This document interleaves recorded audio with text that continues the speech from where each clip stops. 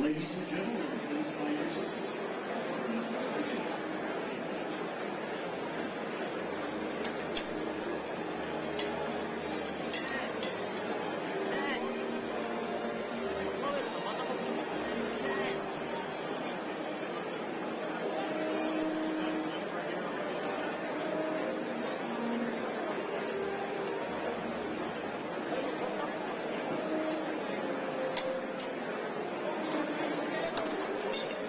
Ladies and gentlemen, please find your seats and silence all devices.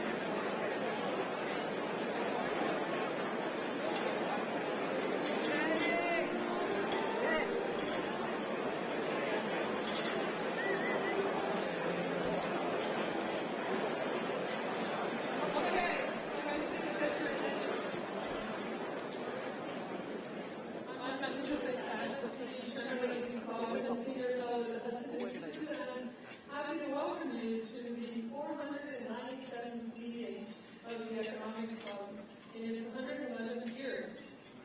The Economic Club of New York is probably the nation's leading nonpartisan platform for discussions of economic, social, and political issues.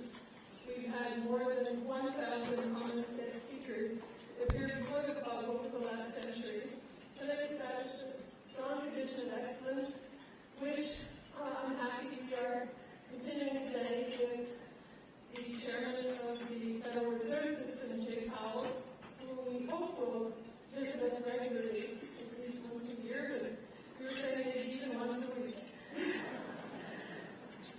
I'd like to recognize the now 276 members of the Centennial Society, many of whom are seated at the front of the room. These people, this group, support the Centennial Fund, which serves as the financial backbone of the club. And I thank you for your generosity and your steadfast support. We'd also like to give a warm welcome to students in attendance today from the NYU Stern Business School, as well as our attending members of the 2018 Fellows. And I want to remind everyone that on our website, you can now submit nominations for the 2019 Fellows, and I encourage you to do so, as we'd like to broaden the range of participants in the club. Another Jay Powell.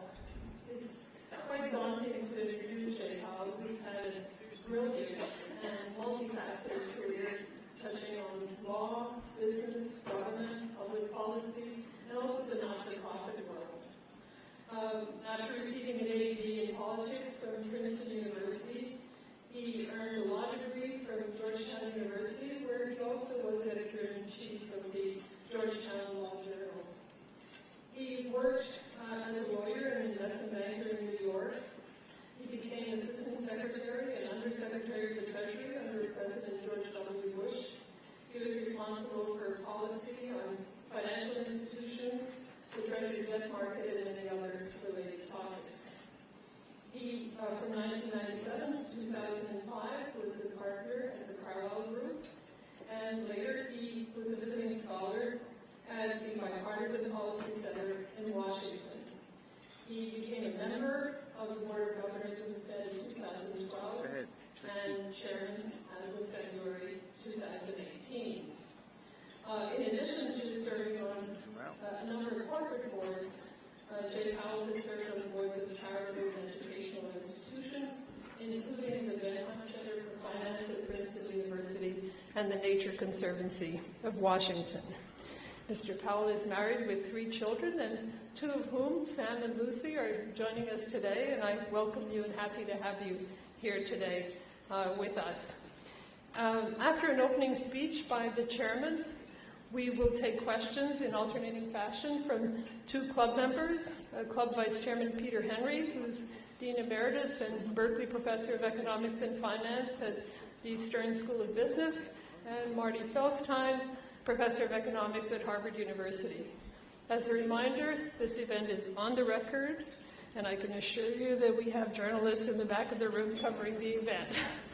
The podium is yours, Mr. Chairman.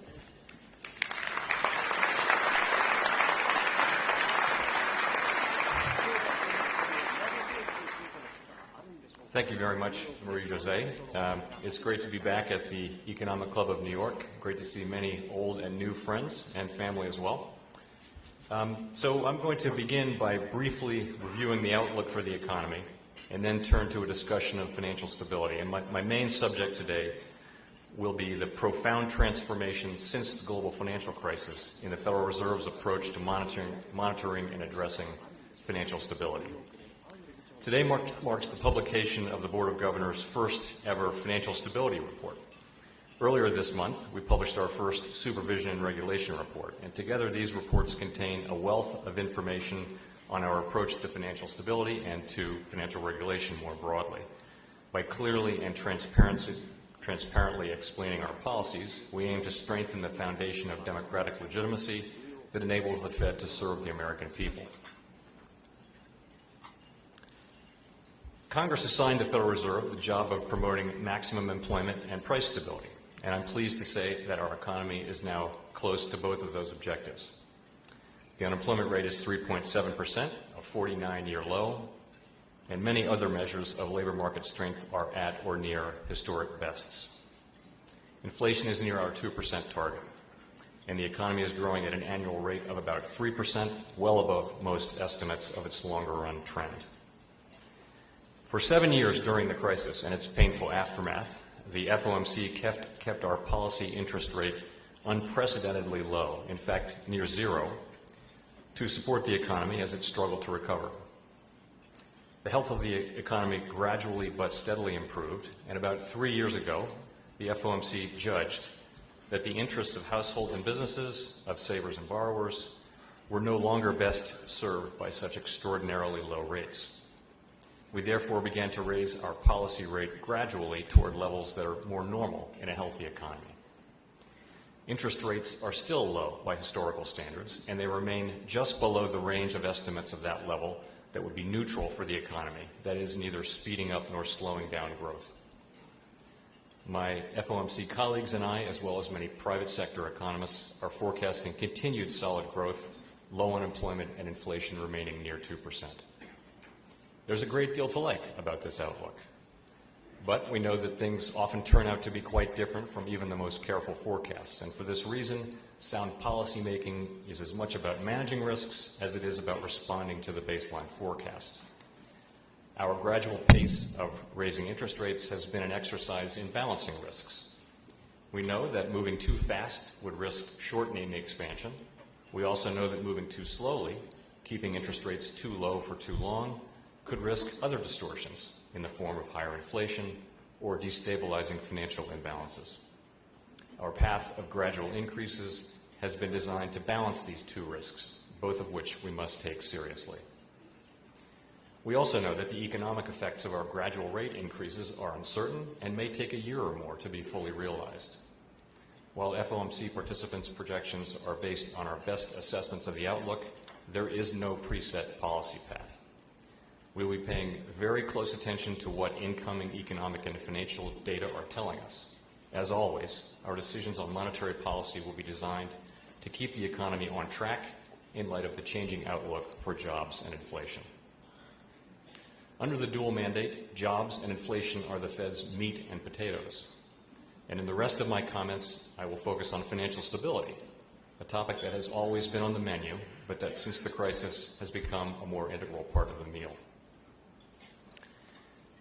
The term financial stability has particular meaning in this context. A stable financial system is one that continues to function effectively even in severely adverse conditions. A stable system meets the borrowing and investment needs of households and businesses despite economic turbulence.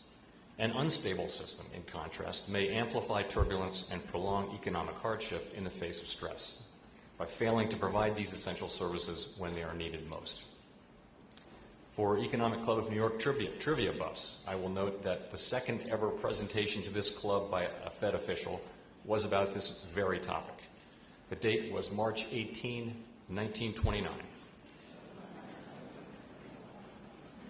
Weeks before, the Fed had issued a public statement of concern over stock market speculation, and it provided guidance frowning on bank funding of that speculation. William Harding, a former Fed chair and then president of the Federal Reserve Bank of Boston, defended the Fed's actions in his talk. He argued that while the Fed should not act as the arbiter of correct asset prices, it did have primary responsibility to protect the banking system's capacity to meet the credit needs of households and businesses. At the meeting, critics argued that the public statements about inflated asset prices were fraught with danger, that the nation's banks were so well managed that they should not, quote, face public admonition, and more generally, that the Fed was out of its sphere. Of course, Harding spoke just a few months before the 1929 stock market crash, which signaled the onset of the Great Depression. Fast forwarding, a host of Depression-era reforms helped avoid, for the next 3/4 of a century, a systemic financial crisis and the associated severe economic dislocation, the longest such period in American history. Those decades saw many advances in monetary policy and in bank regulatory policy, but the appropriate role for the government in managing threats to the broader financial system remained unresolved. Periodic bouts of financial stress during this period, such as the Latin American debt crisis, the savings and loan crisis, and the Russian debt default, were met with improvised responses. Policymakers conjured fixes from a mixture of private sector rescues, emergency liquidity, occasional implicit or explicit bailouts, and monetary accommodation. Outside of these crisis responses, however, systemic issues were not a central focus of policy. The global financial crisis demonstrated, in the clearest way, the limits of this approach.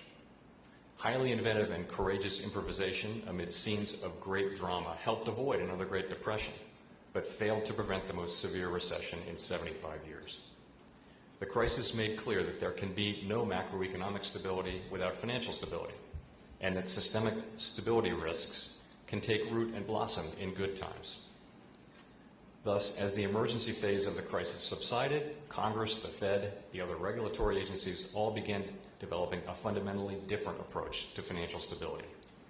Instead of relying solely on improvised responses after crises strike, policymakers now constantly monitor vulnerabilities and require firms to plan in advance for financial distress in a framework that lays out solutions in advance during good times.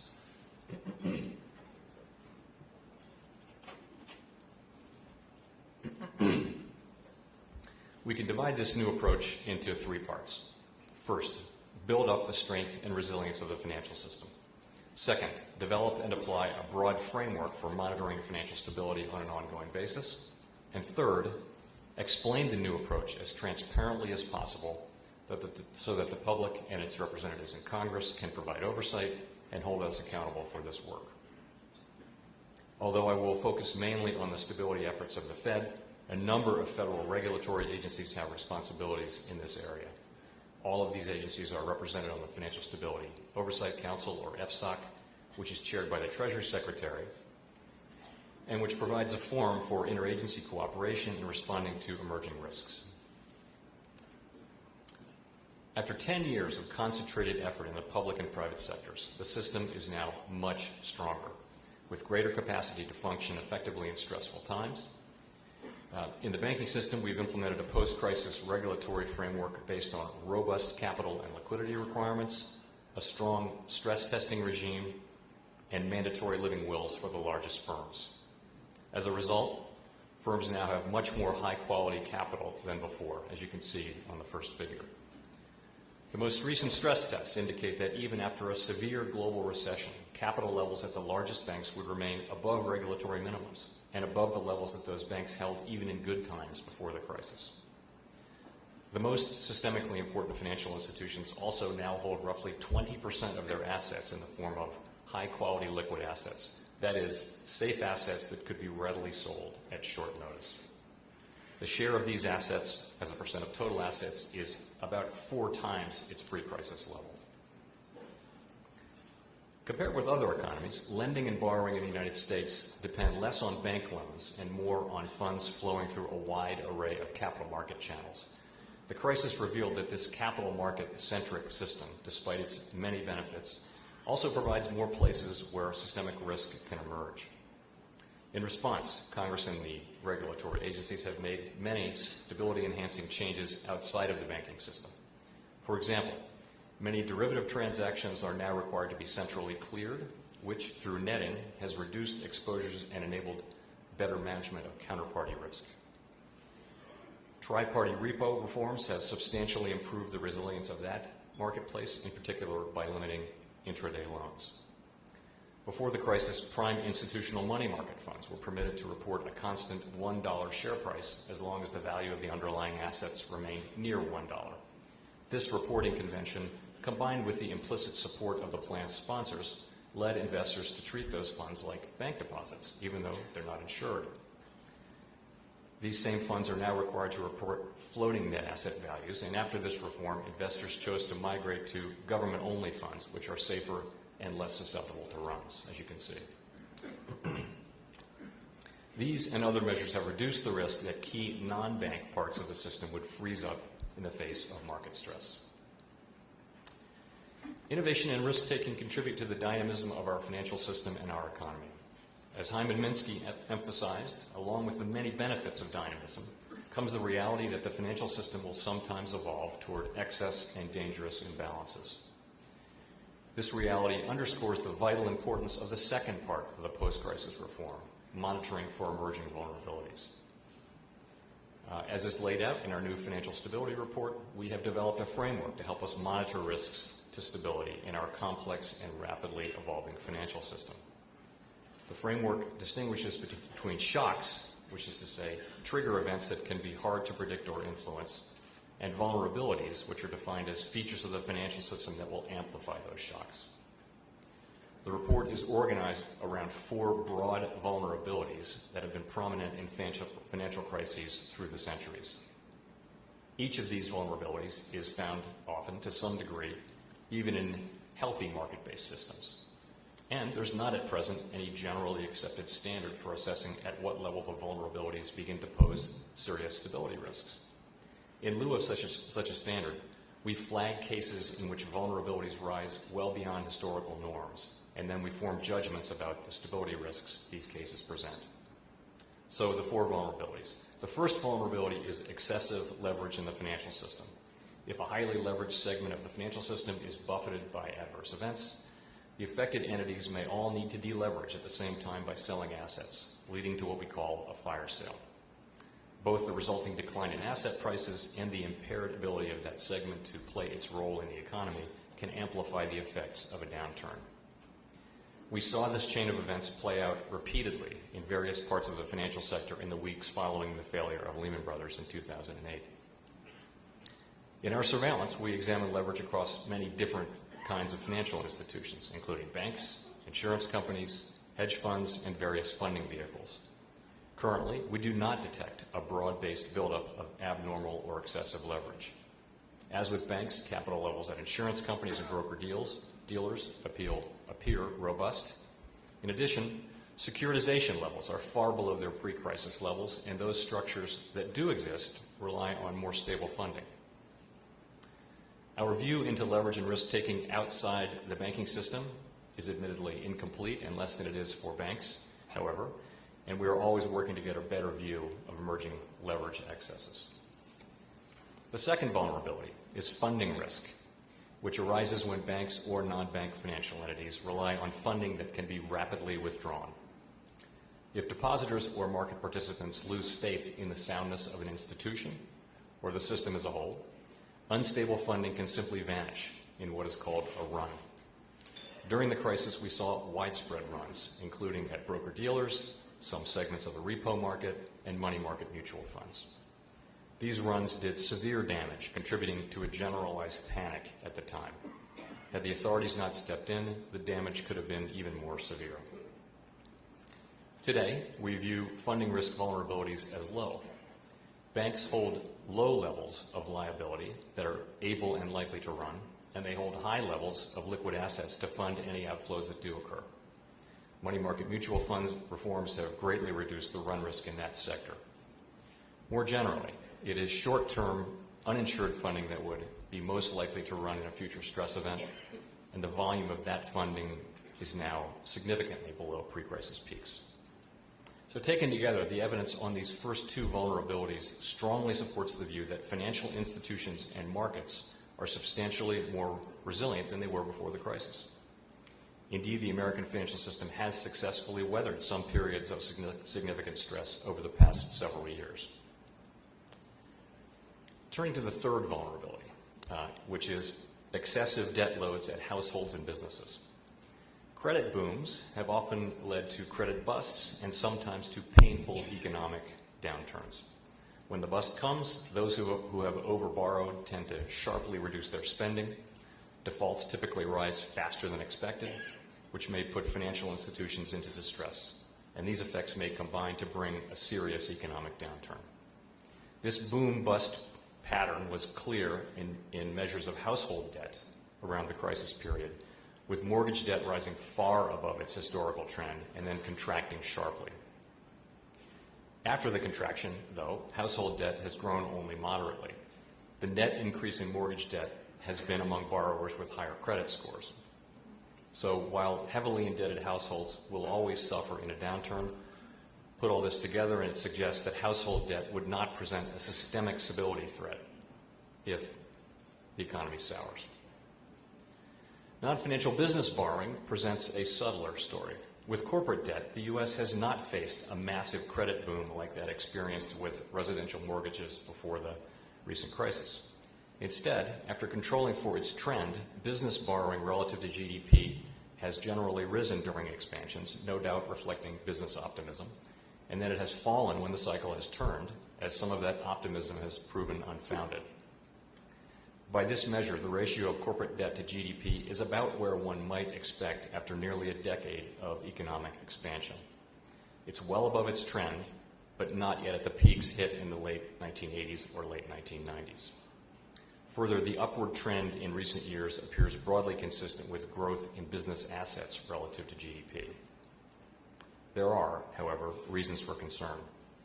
Information on individual firms reveals that over the past year, firms with high leverage and interest burdens have been increasing their debt loads the most. In addition, other measures of underwriting quality have deteriorated and leverage multiples have moved up. Some of these highly leveraged borrowers would surely face distress if the economy turned down, leading investors to take higher than expected losses, developments that could exacerbate that downturn. The question for financial stability is whether elevated business bankruptcies and outsized losses would risk undermining the ability of the financial system to perform its critical functions on behalf of businesses and households. For now, my view is that such losses are unlikely to pose a threat to the safety and soundness of the institutions at the core of the system, and instead are likely to fall on investors in vehicles like CLOs with stable funding and less threat of a damaging fire sale. Of course, we will continue to monitor developments in this sector carefully. The fourth and final vulnerability arises when asset values rise far above conventional, historically observed valuation benchmarks, a phenomenon popularly referred to as a bubble. The contentious term bubble, however, does not appear in our work. Instead, we focus on the extent to which an asset's price is high or low relative to conventional benchmarks based on expected payoffs and current economic conditions. Historically, when asset prices soar far above standard benchmarks, sharp declines follow with some regularity, and those declines may bring economic misery reaching far beyond investors who are directly involved in the speculative activity. We therefore pay close attention when valuations get to the extreme ends of what we've seen in history. Looking across the landscape of major asset classes today, we see some classes for which valuations seem high relative to history. For example, even after standard adjustments for economic conditions, valuations on riskier forms of corporate debt and commercial properties are in the upper ends of their post-crisis distributions, although they're short of the levels they hit in the pre-crisis credit boom.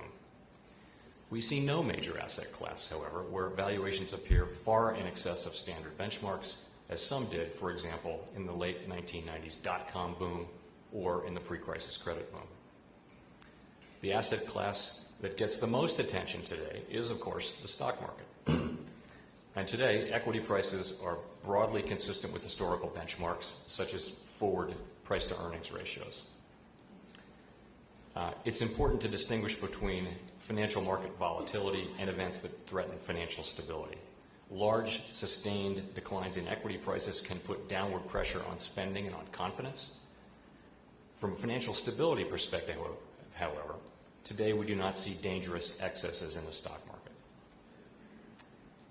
I mentioned the distinction between vulnerabilities and shocks or triggers. So in addition to monitoring vulnerabilities under our four-part framework, we also consult a broad range of contexts regarding sources of risk that might trigger distress at any given time. For example, discussions with contacts currently point to risks emanating from the normalization of monetary policy in the United States and elsewhere, the unsettled state of trade negotiations, Brexit negotiations, budget discussions between Italy and the EU, and cyber-related disruptions. Then, having identified possible triggers, we can assess how a particular trigger is likely to interact with known vulnerabilities. And a good example is that of Brexit. U.S. banks and broker-dealers participate in some of the markets most likely to be affected by Brexit. The Fed and other regulators, both here and in the UK and the EU, have been working with U.S. financial institutions that have operations in the EU or the UK to prepare for the full range of possible outcomes to the negotiations. In addition, the scenarios used in our annual stress tests routinely feature severe global contractions and show that U.S. banks have the capital to weather even highly disruptive events. I've reviewed a few of the key facts now that inform our thinking about financial stability, and you'll find a great deal, those of you who look, will find a great deal more detail in our new report. You'll also find that the report does not come to a bottom line conclusion. As I noted earlier, we have limited experience with this monitoring, and there is no widely accepted basis for reaching a bottom line. Thus, the purpose of the report is to provide a common platform and set of readings from which policymakers and other interested parties can form their own views.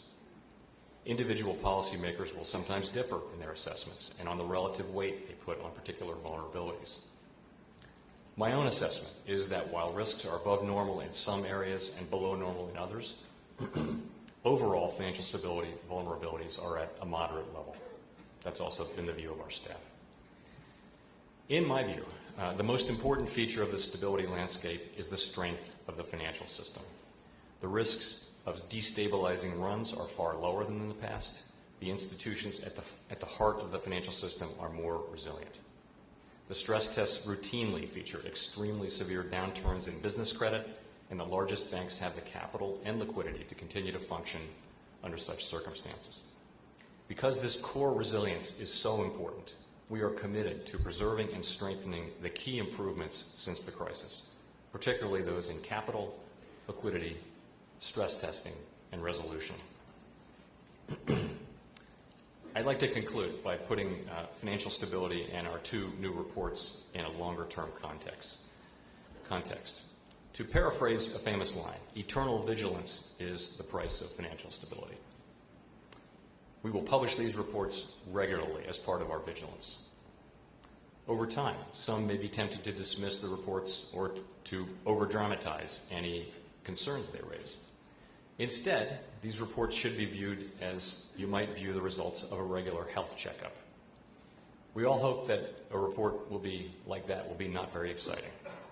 Many baby boomers like me, however, are reaching an age where a good report is, well, there are a number of things we should keep an eye on, but all things considered, you're in good health.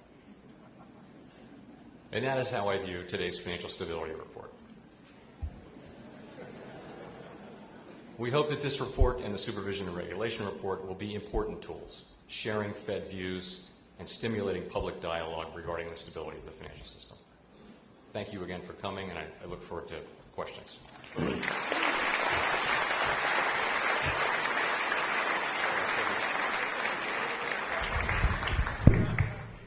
So thank you very much, Mr. Chairman, and we'll go right away to questions. And the first question is Peter Henry, who will then be followed by Martin Feldstein. So Peter, to you. Thank you, Marie-Jose, and thank you, Chair Powell, for your remarks. You talked about the interplay between financial stability and macro stability, and my question harkens back to the macro side. During the speech you gave in Jackson Hole, Wyoming in August, you spoke about the challenges, given the Fed's dual mandate, of navigating the stars, U-star, the neutral unemployment rate, and R-star, the neutral interest rate. On the one hand, the wage growth figures reported since then suggest that both U-star and R-star are below their neutral rates. On the other hand, asset prices, which you mentioned, have fallen significantly since August, leading a number of observers, some louder than others, to argue that financial markets are signaling a weakening economy ahead. In light of the new data since August, have you changed your views about either the true level of R-star or the speed with which you and your colleagues should navigate towards it? Thank you, Peter. So the point I was trying to get across at Jackson Hole is that we do make monetary policy to some extent by way of these stars. And these starred variables, like the natural rate of unemployment, the neutral rate of interest, give us a benchmark against which to measure policy or to measure unemployment. How do we know whether unemployment is low or high? We have to think that there's a natural rate. And so we need these estimates, but we understand that they're highly uncertain. So we have to have them, but we have to also take on board that they're uncertain, the actual locations of them. And so also we need to constantly update our thinking based on incoming data and from the financial markets and from the real economy. So we do constantly update them. In fact, if you look back, each FOMC participant publishes his or her estimate of these variables 4 times a year in what we call the Summary of Economic Projections, and we'll be doing that again in December. And over the last 4 years, you've seen estimates of the natural rate of unemployment decline very substantially for just the reason you point to, and the same for the neutral rate of interest. So we're learning all the time that after the crisis, these variables are at different levels, and it does complicate policy, but that's the world we live in. So in that world, what do you do when you're uncertain about the variable? Well, and I liken it to, walking into a room full of furniture like this and suddenly the lights go out. So what do? You slow down and you maybe go a little bit less quickly and you feel your way more. That's just the thought, is that you feel your way more. So under uncertainty of this kind, you be careful. And I think that's what we've been doing with monetary policy for some time. We've been moving gradually in a way. It's a way of keeping those risks at bay and learning as you go. So you ask everybody, so we're always updating those. You made a connection to recent financial market events. I think we're always looking for signals. I think it's too soon to say these are variables that move slowly over a long period of time. They don't move quickly. These are thought to be underlying aspects of the economy that are slow moving. So I don't know that you would change them based on financial market volatility, but at the end of the day, you'll take into account lots of different information.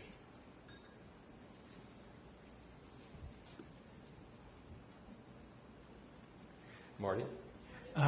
Well, thank you very much for your remarks. I'm very pleased that you focused your speech on the subject of financial stability.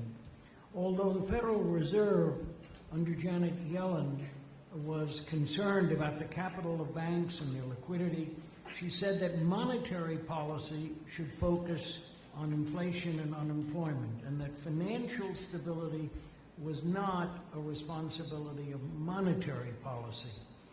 Do you think that monetary policy, interest rate policy, should take financial stability into account as well as unemployment and inflation? Thank you, Marty. So the question of whether monetary policy should be used to address financial stability is one in which there are really two schools of thought among monetary policy thinkers and policymakers. And I think the majority view is what Marty just articulated, is that monetary policy has already got two goals: stable prices, maximum employment. Best to use regulatory and macroprudential regulatory policies to address financial instability. And so I would certainly agree that monetary policy is not a great tool to address that third concern, and that it's far preferable to use supervision and regulatory tools to address financial stability to the extent that we can. It's not ideal to add a third objective, and it's not a tool that fits particularly tightly with the objective of financial stability. On the other hand, I think it's hard not to keep in mind as a policymaker that the last several business cycles in the United States have not ended because of high inflation. They've ended because of financial imbalances, if you will. The savings and loan crisis, the dot-com bubble popping, and then the mortgage bubble popping, and the global financial crisis. So these were not the traditional way business cycles generally ended, which was high inflation and that sort of thing. So it's hard not to have that in the back of your mind. And there is a theoretical and to some extent an empirical connection between low rates and credit growth and asset prices. It's not clear, it's not decisive, but ultimately I am in the camp of thinking that monetary policy is not at all the ideal tool to address these questions. You presented very convincing data that the U.S. financial system is on more stable and sounder footing than it was pre-financial crisis. My second question is, to what extent do you share that relatively sanguine view about the financial systems of our major trading partners, and particularly the EU? And in a time where we're seeing certainly less cooperation on global trade and international issues more generally, what's your outlook for our ability to continue to have a productive dialogue in terms of international financial regulation? So I think we're responsible for the United States policy, and that's what we look after. We don't look for opportunities to criticize our fellow regulators, but I would say generally there's been a lot of progress around the world on these matters. International financial regulation is critical because markets are global, many of these companies are global, financial activities generally are global, and so you need some form of you need a place to meet and agree on common standards so that we can trust each other's regulation and supervision.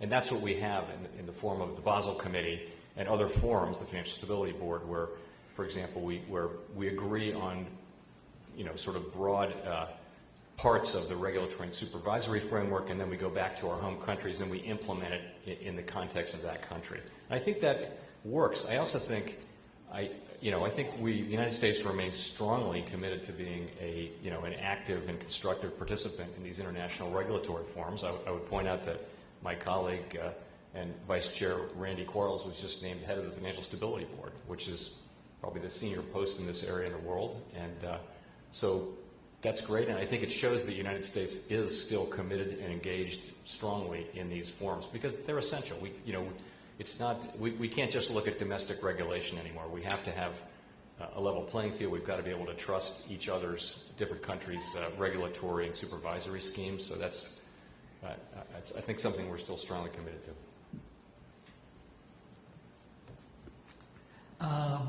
For my second question, I want to come back to the issue of instability.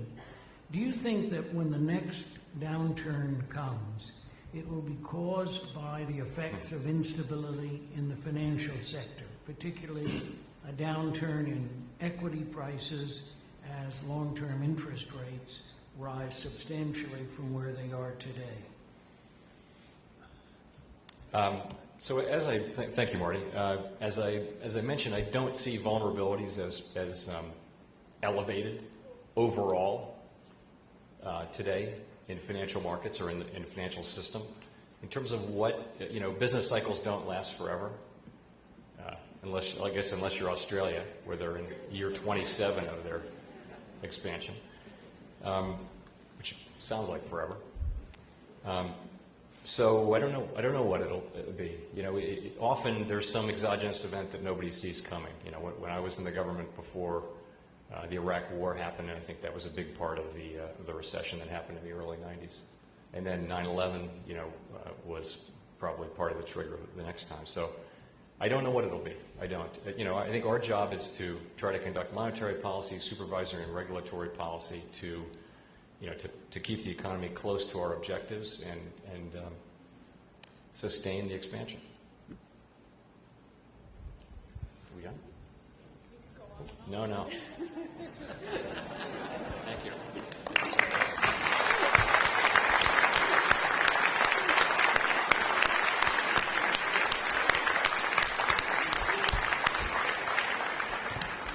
So thank you to Jay Powell for being so clear and so informative, and also for giving us a relatively reassuring checkup. And I'd like to thank Peter and Marty for your insightful questions, and that allowed us to broaden the topic of discussion. And I want to remind everyone that we have our final event next week, December 5th, where we'll have Secretary Paulson and Secretary Geithner coming to address the issue of the 2008 financial crisis lessons learned. And as a special feature, they will be presenting also a preview of their HBO documentary on that same topic. So I hope that many of you, all of you in fact, will join us, and enjoy your lunch.